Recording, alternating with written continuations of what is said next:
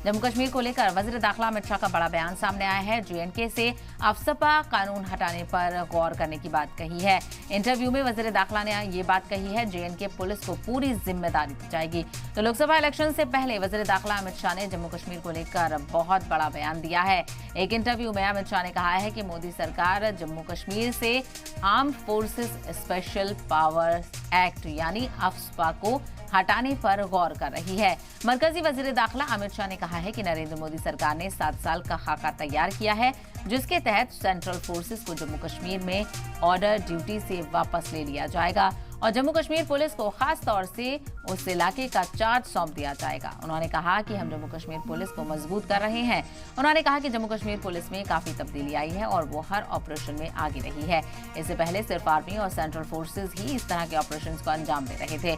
अमित शाह ने आगे कहा कि इलेक्शन के बाद इस ब्लूप्रिंट को आगे बढ़ा दिया जाएगा और कानून निजाम की पूरी जिम्मेदारी जम्मू कश्मीर पुलिस को सौंप दी जाएगी और सेंट्रल फोर्सेस को वापस बुला लिया जाएगा। तो आपको बताते चलें, जम्मू कश्मीर में अफस्पा लागू होता है और अफस्पा 1998 में आर्म्ड फोर्सेस के तहत स्पेशल पावर एक्ट नाफिज किया गया था।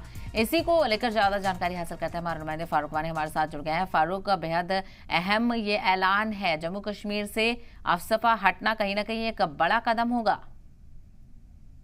देखिए, बिल्कुल जिस तरीके से गृह मंत्री ने ये बात कही है कि जम्मू कश्मीर में जो आर्मड स्पेशल पावर्स एक्ट है उसको हटाने पर विचार विमर्श किया जा सकता है। इसके अलावा जिस तरीके से हालात में काफी बेहतरी आई है पिछले कुछ सालों में और जम्मू कश्मीर पुलिस की बहुत अहम भूमिका रही है एंटी टेरर मिलिटेंसी ऑपरेशन में, तो उनको भी पूरी कमान देने पर विचार विमर्श किया जा रहा है। तो ये गृह मंत्री की बातें हैं जो उन्होंने कहा कि जम्मू कश्मीर में जो पुलिस है वो बहुत ही कलीदी रोल अदा कर रहा है, खास तौर पर जो एंटी टेरर ऑपरेशंस है उसमें या फिर सर्च ऑपरेशंस है उसमें जम्मू कश्मीर पुलिस आगे आ रही है। तो उनको पूरी कमान दी जाएगी आने वाले समय में और उनके साथ केंद्रीय रिजर्व पुलिस बल भी रहेगी और जो सेना है या फिर बीएसएफ है या दूसरे जितने भी सिक्योरिटी विंग्स हैं उनको घाटी से जो है हटा दिया जाएगा, उनको बैरिकेड्स में रखा जाएगा।